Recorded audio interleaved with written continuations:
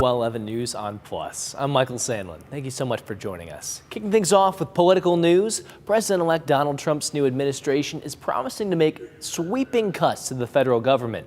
And one of the departments being talked about is the Department of Education. You've probably seen the discussions on TV. Are you going to be closing down departments? We expect mass reductions. We expect certain agencies to be deleted outright. The new Trump administration still has 2 months before they come into power, but conversations have already picked up about putting whole departments on the chopping block. And one that's been singled out since Trump's days on the campaign trail is the Department of Education. And I'm going to close the Department of Education and move education back to the states.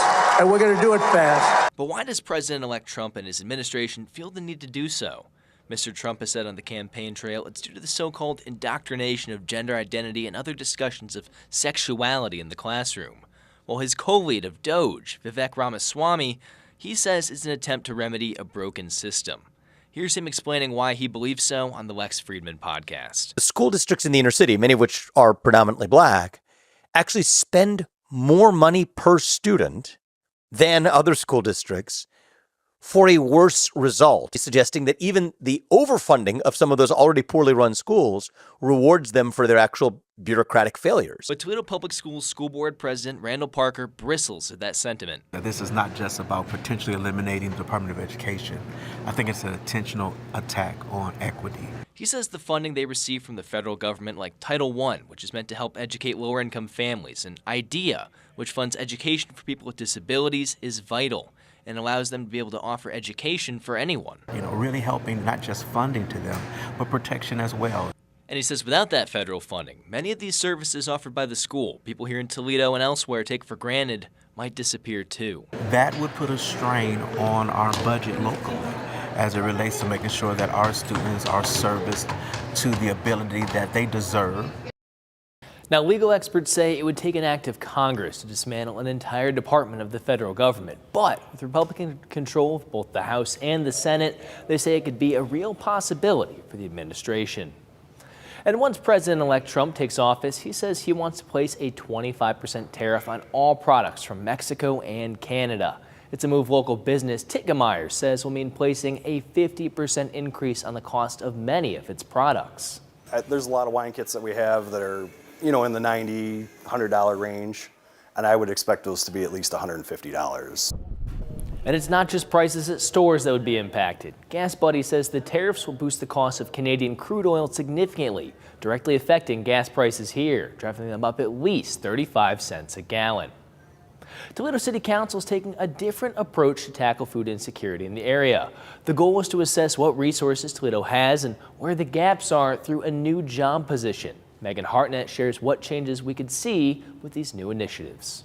Downtown Toledo has plenty of activities and restaurants, but when it comes to grocery stores, the options are limited. To try and get to a full-size grocery store may pose a challenge for some. Transportation is the biggest issue because you would have to travel either by car or public transportation to get to that full-scale grocery store. Finding more ways to bring more food options to downtown Toledo is not a new topic of conversation, but the city is hiring a food policy manager to try and keep things moving forward. The food policy manager will conduct a food environment audit, looking at what the city currently has. They're also tasked with creating a food policy commission. So this will be made up of food leaders, community leaders, partners in all sectors of foods. The commission will be filled with people from farm to plate to look at how the community can improve food, how it's processed, and how it's consumed. Toledo City Council is hoping to get a study done to analyze food deserts in the area and find ways to incentivize stores to have healthy options. One of the push for that was because of the recent closures for Rite Aids. Jones says the study would look at what the community can do with those spaces. It could be used for potential funding because there is funding out there to address these sort of issues,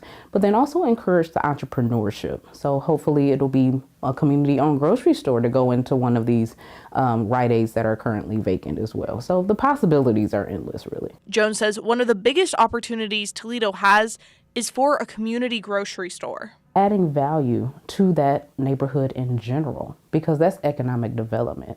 If you're hiring people that live in the neighborhood to work there, you're adding to their household income.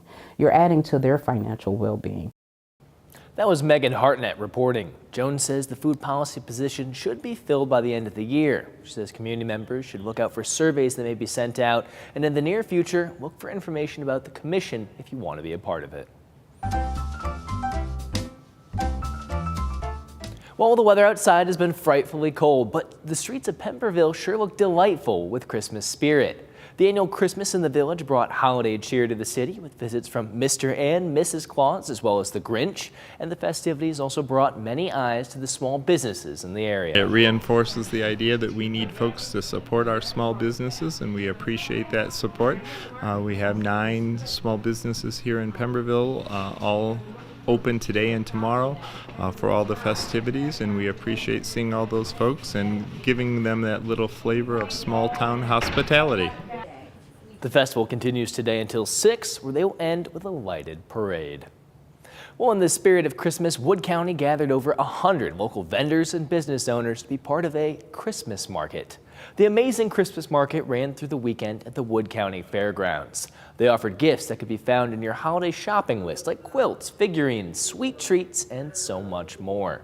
Natalie Clark, who owns Clark is Crafty, she says the market helps local businesses like hers to show their passions. I've always had that crafty nature inside of me. I was telling someone earlier, I started with scrapbooking when I was in elementary school. And so from scrapbooking to now turning it into a business that has allowed me to stay home with my babies, it's a dream come true. Admission Center, the show, benefit children in low-income areas.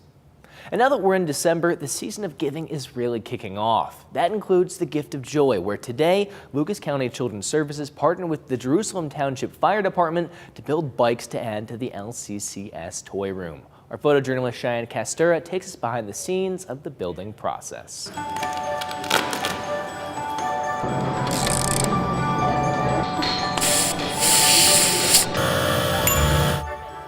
Oh, this is what's become a great tradition for us during the holiday gift drive.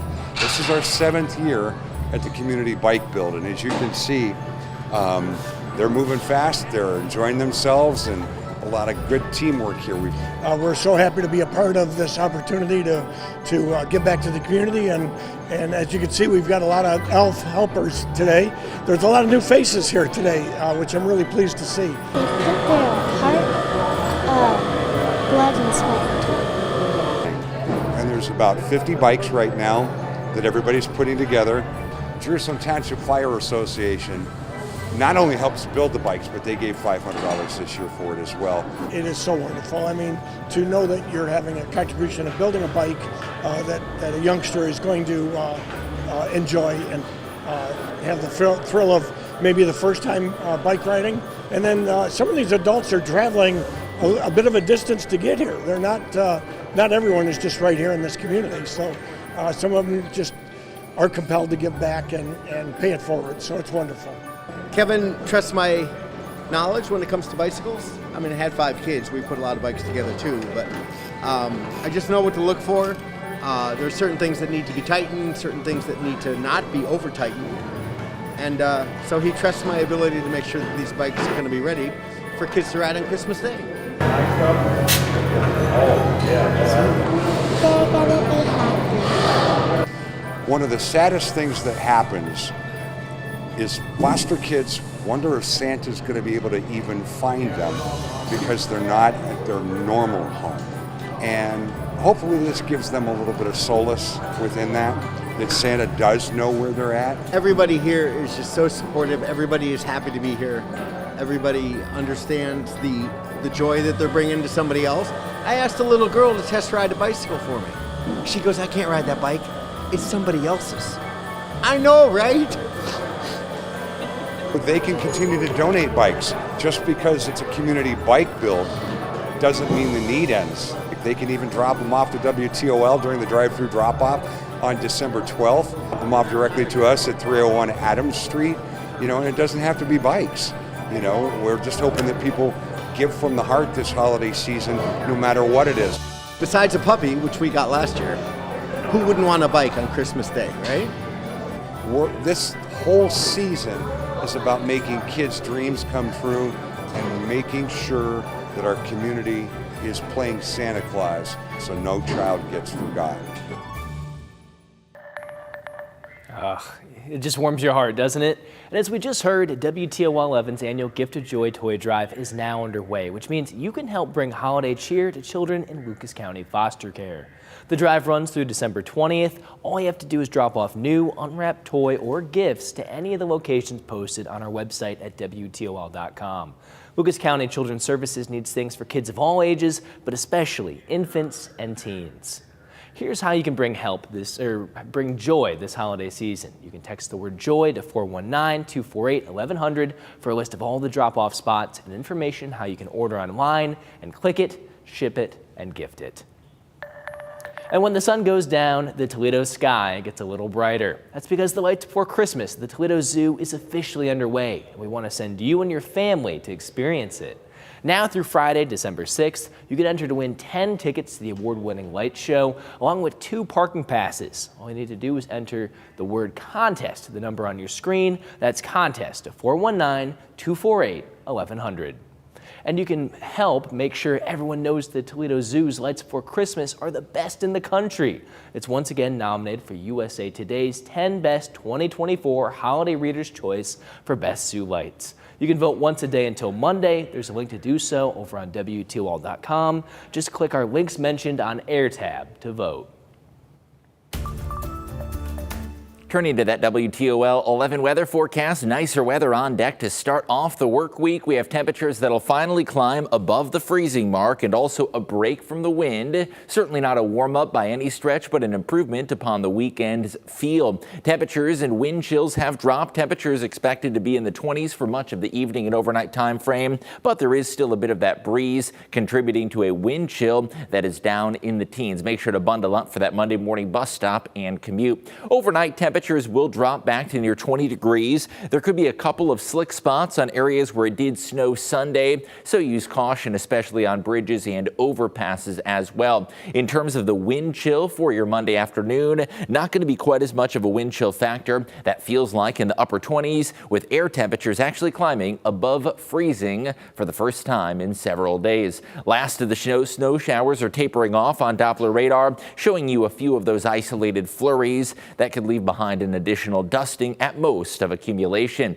Further to the east, more significant lake effect snow is occurring in eastern Lake Erie as well as Lake Ontario from Cleveland towards Pennsylvania and into western New York as well. Some of those snow bands are impacting locations in far northeastern Ohio and western Pennsylvania and western New York. And coming in off Lake Ontario, seeing some significant snow. I pointed out yesterday, Watertown, New York, a town that is expected to get 3 to 5 feet of snow accumulation as a result of those lake effect bands. For us here, still a few isolated flurries will be possible tonight into Monday, but for the most part, Monday is expected to be a mainly dry day with temperatures that'll actually be climbing above the freezing mark. 34-degree temperatures expected, not as windy. West winds are going to be down to 5 to 10 miles an hour, so a break from the breeze, and the wind chill is not going to be that much different from the actual air temperature as we get a break and reprieve from the wind. Hour-by-hour wind forecast shows you single-digit wind speeds in the morning and into the afternoon, maybe briefly spiking up to 10 to 12 miles an hour,